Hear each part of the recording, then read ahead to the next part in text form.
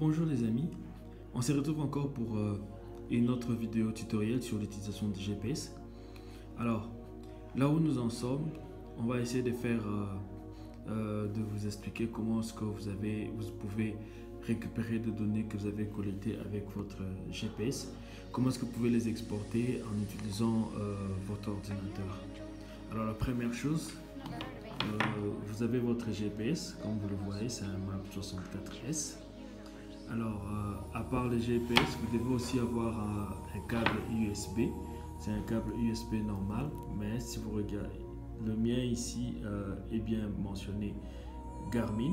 On a mentionné Garmin dessus. Mais ça a un port un peu différent. Je pense que certains vont se retrouver. Regardez le port que j'ai là. Ce n'est pas un câble normal comme on peut avoir pour téléphone Android ou bien USB-C, mais c'est un ancien type, donc vous pouvez le voir là avec moi. Alors, comment est-ce qu'on fait? Vous n'avez qu'à prendre votre GPS, vous le tournez derrière et vous ouvrez la languette ici, derrière, et vous allez voir que nous avons un port. Donc là, il y a un port où je peux facilement brancher mon GPS. Donc ce que je fais, je vais juste prendre ça et je veux juste le brancher. Voilà. Dès que j'ai branché mon câble, il suffit juste de prendre la partie femelle et de le connecter, la partie USB en fait, et de le connecter sur mon PC.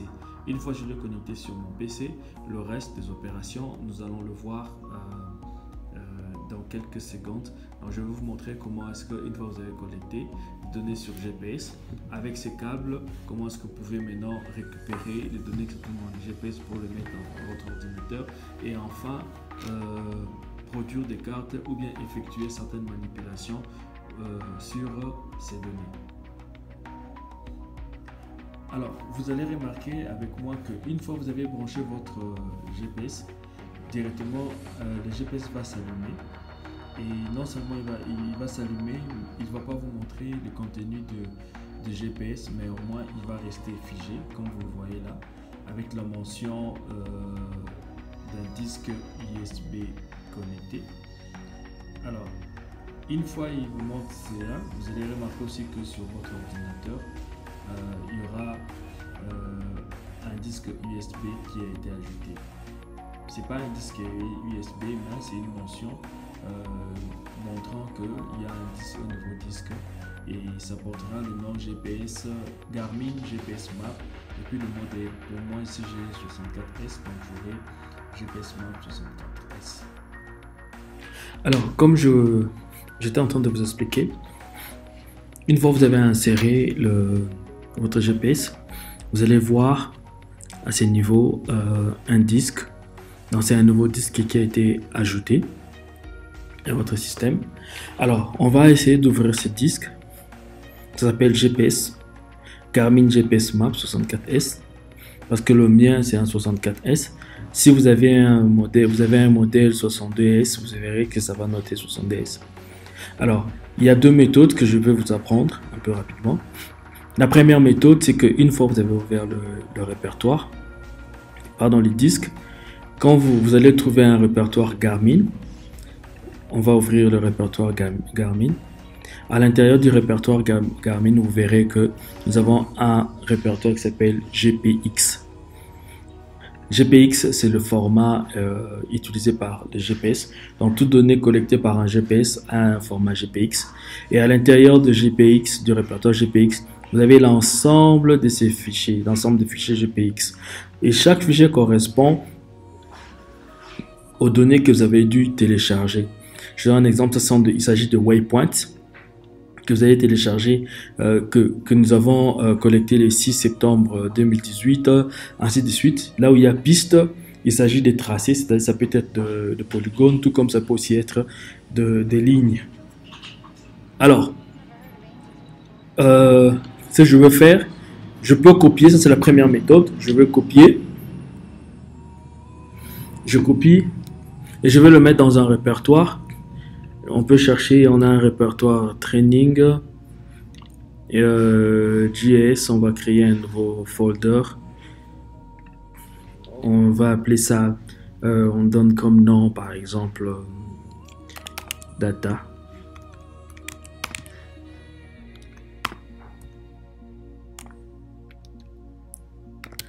Data GPX V1. Et on va coller. Et une fois on a collé, ce qu'on fait, on va ouvrir, il y a un logiciel que vous devez avoir. Ce logiciel s'appelle DNR Garmin, c'est-à-dire on va ouvrir, on va chercher DNR GPS, voilà.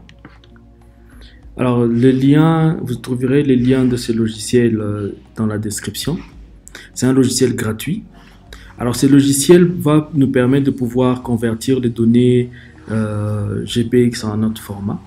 Alors vous allez remarquer aussi que une fois, si le GPS a été reconnu par votre machine, directement, il est aussi reconnu ici dans le logiciel. Quand j'ouvre, le logiciel le reconnaît. Alors la première méthode, c'est que nous allons essayer de collecter, télécharger les données à partir des fichiers.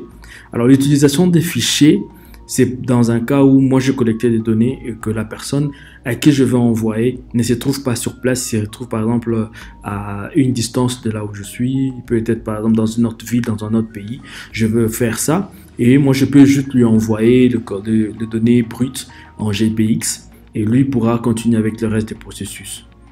Alors ce que je fais, je vais venir dans File, Load From, je spécifie File. Et là, je vais chercher le répertoire, c'est-à-dire là où se trouve le fichier. C'est dans Documents, je cherche Training. Le Training là, JS. Il se trouve ici. Et vous devez être sûr que ici le format des fichiers a été bien sélectionné dans GPS Exchange Format, et GPX en fait. Alors, si je veux télécharger le waypoint, je vais sélectionner seulement le waypoint. Si je vais télécharger les pistes, je vais prendre seulement les pistes. Alors là, ce que je fais, j'ai sélectionné le waypoint. Je vais faire Open.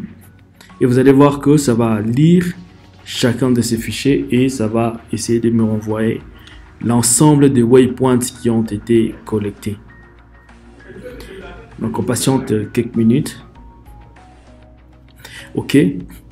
Donc là, j'ai déjà les waypoints qui sont là. Alors, vous avez plusieurs possibilités. Vous pouvez déjà commencer à faire un travail de vérification déjà à partir d'ici. C'est-à-dire, je regarde par rapport à ce que moi je veux. Est-ce que les données sont exactement celles ont été collectées comme moi je le voulais. Je donne un exemple. Je peux faire ceci. Je peux par exemple dire non, ces données ne sont pas importantes et je les supprime. Donc, je peux supprimer à partir de là. Tout comme aussi pour certaines personnes, vous pouvez avoir besoin d'avoir ces données en Excel. C'est que vous faites, vous cliquez là. Quand vous cliquez, c'est un tableur en fait. Quand vous cliquez là, ça sélectionne la feuille, la table entière. Et vous pouvez faire par exemple un copier et vous allez en Excel, vous faites un coller. Vous pouvez supprimer et vous pouvez effacer ces données. Ça dépend de ce que vous voulez faire. Alors, supposons pour notre cas, nous ne voulons pas mettre ça sur Excel, mais nous voulons enregistrer ça sous un autre format. Un format qu'on appelle Shapefile. On en parlera dans les tutoriels qui sont à venir. Alors, qu'est-ce que je fais? Je viens ici dans File, Save As, Save To plutôt. Et je peux sélectionner File, donc Save to File. Vous allez voir que si je fais Save to File, ça me donne la possibilité d'enregistrer en tant qu'un seul fichier et j'ai différents formats ici. J'ai un format Esri, Google Makeup Language. Ça, c'est un type de fichier qu'on appelle KML qui permet en fait de télécharger ou bien d'ouvrir un fichier de coordonnées géographiques dans un logiciel tel que Google Earth. Et ainsi de suite. Alors pour notre cas, on ne va pas prendre ces formats. Ce que nous allons faire, ça c'était juste pour vous montrer. Je fais File, Save To, ArcMap, et puis je vais prendre ArcMap File. L'avantage quand on prend ArcMap, ArcMap File, c'est que ça va prendre directement avec les informations de projection. Donc je n'aurai plus encore à spécifier des informations de projection lorsque je veux ouvrir ce fichier. Ok. Donc j'ai fait Save to, ArcMap File. Dès que je clique là, je peux, même là, je peux créer un nouveau répertoire. Je vais appeler ça Shapefile. Et ici, je veux nommer, je vais changer les noms. Je prends par exemple, je vais donner le nom data GPX1, save. Directement, vous allez voir que ça va enregistrer sans me poser de questions. Pourquoi? Parce qu'il s'agit de waypoint. Alors, faisons une autre opération. Essayons de faire ceci. On va load, parce que nous avons aussi des pistes. From file. On revient là. C'était dans le JS. Là. OK. Ici, vous voyez que c'est le répertoire dans lequel nous avons stocké nos données GPX, mais ça n'affiche rien parce que le type de données ici, c'est S3 Shapefile. Donc, je vais prendre GPS Exchange Format. Il est là. Et je vais sélectionner les pistes. Et en parlant des pistes ou bien des tracés, nous aurons normalement des routes ou bien des polygones. Voilà. Donc on patiente un peu le temps que ça télécharge, juste quelques minutes.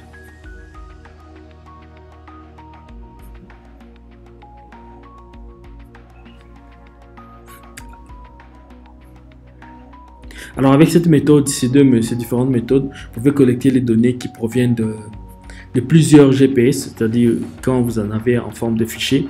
Vous pouvez avoir des données qui proviennent de plusieurs GPS différentes, ça peut être même de 100 GPS, mais tant que vous aurez des fichiers GPX, vous pouvez refaire l'opération autant que vous le voulez. Mais aussi, déjà pour introduire la deuxième méthode, c'est que si vous regardez un peu dans la barre de menu, nous avons un menu Waypoint, nous avons aussi un menu Track. Alors, si vous avez connecté votre GPS, et que le GPS a été vraiment reconnu par le logiciel, ou bien par votre Windows, non par Windows vous le saurez de cette façon-là, par le logiciel d'INR GPS vous le saurez lorsque vous voyez le nom de GPS apparaître là. Alors si ça apparaît, vous avez la possibilité sans passer par le fichier, vous pouvez aller dans Waypoint ou bien dans Track. Dès que vous défilez la barre de menu, vous allez voir qu'il y a un bouton download, il y a pas un bouton mais une commande download. Et si c'est dans Waypoint, quand vous cliquez download, directement ça va vous amener une boîte de dialogue, et sur base de la boîte de dialogue, ça va vous aurez en fait la possibilité de choisir quelles sont les données que vous voulez en fait collecter. Voilà, alors ça traîne un peu. Je pense que j'ai sélectionné une donnée qu'il ne fallait pas. Non, apparemment. C'est juste peut-être... Ok, là c'est bon. Ok. Vous voyez que nous avons 7910 tracks. Alors, comme je disais, ici vous avez Waypoint, vous avez Download, vous avez Download, et vous avez aussi Upload. Vous pouvez avoir des données dans votre ordinateur que vous voulez upload dans le GPS. Vous pouvez utiliser Upload ici, de la même chose que pour le Waypoint. Alors, on va essayer, vous allez voir que je vais vous montrer comment est-ce que vous pouvez modifier. Je prends un exemple, ce sont des tracés normalement. Mais je peux aussi modifier, supposons que des personnes qui sont allées faire la collecte de données, ils ont mal saisi le nom. Et moi, je voudrais directement, avant de pouvoir exporter ça, pouvoir changer. Ce que je fais, vous allez voir que pour les tracks, les débuts de chaque track, il y a cette valeur-là, ces points-là. Alors, je peux ici, je peux effectuer une modification. Et dès que je fais une modification, directement, ça va prendre en compte dans tous les waypoints qui sont concernés par les tracks. Pourquoi? Un seul track possède plusieurs, parce qu'un seul track, c'est une succession de points. Dans mon tutoriel précédent, j'avais expliqué. Une ligne est une succession de points. La même chose, un polygone, c'est une succession de points. C'est pourquoi nous avons pour une track, je sais pas une track ou bien un track, je sais pas bien, je sais pas trop. Ok, donc pour une track, vous aurez plusieurs points. Supposons que je veux enlever le mot site, il suffit seulement que je supprime. Dès que je valide, vous voyez que tout ce qui vient après, tous les autres points prennent directement la modification. Alors pour enregistrer, c'est la même chose. Donc je vais File, Save to, ArcMap, File. Je vais mettre ça toujours dans Shapefile. Et ici, je veux prendre Esri et je vais donner un nom. Je mets par exemple Data GPX Track 1 par exemple. Dès que j'enregistre, vous voyez, ça me pose la question, je veux que je le prenne comme des lignes. Si je prends une ligne, c'est-à-dire, ça va juste considérer tout comme une ligne. Je peux prendre des lignes multiparts, c'est-à-dire, ça prend chaque morceau, chaque track, ça le prend comme un bloc à part. La même chose pour polygone multipart, c'est-à-dire, ça prend chaque polygone comme un polygone à part. Polygone, c'est-à-dire, ça les considère comme un polygone. Tout comme je peux regrouper tous ces différents points en un seul point. Alors, nous, on va prendre polygone multipart. Et puis, on fait OK. Et il est en train de nous générer notre polygone, nos polygones en fait. Dès que c'est fini, c'est à vous maintenant de pouvoir vérifier. Alors pour vérifier, on va se rendre, on va ouvrir notre, on va voir notre répertoire. Ah ok, je veux, pour vérifier, on va juste faire ceci. Je vais vous montrer quelque chose, on va juste faire ceci. Alors on va enregistrer ça sous forme KML, c'est-à-dire je fais ça, file, et je peux même venir même là, et j'enregistre ça sous Google Keyword Makeup Language. Je vais appeler ça Data Test KML, Data Text GPX, comme ça. Alors save, polygone multipart.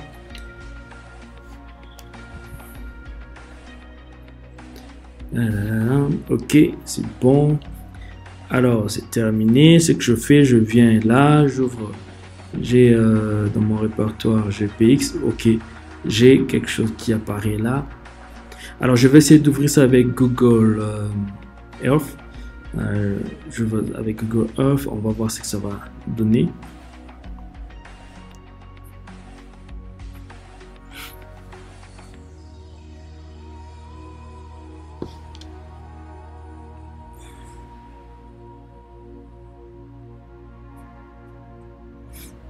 Exactement. Alors les données ne sont pas parfaites, hein? Les données ne sont pas parfaites, mais c'est en fait, vous allez comprendre que c'est juste pour question d'apprentissage. Mais au moins vous voyez déjà que vous pouvez facilement voir des différents polygones que nous avons eu à exporter de notre GPS. Tout ce qui se trouve là en ligne rouge sont nos polygones et tous nos tracés qui sont là. Et c'est à vous, vous pouvez choisir ce que vous voulez, vous pouvez enlever ce que vous voulez, ça dépend en fait. Mais au moins, nous avons la totalité de nos données qui sont là. Donc ça, c'est une première vérification. Dans le prochain tutoriel, nous allons essayer de vous montrer comment est-ce que vous pouvez, à partir des shapefiles que nous avons générés, comment est-ce que vous pouvez exploiter cela dans le logiciel ArcGIS. Alors, restez connectés sur notre chaîne et n'oubliez pas de souscrire et d'activer la notification. Merci et à très bientôt pour un prochain tutoriel. Bye.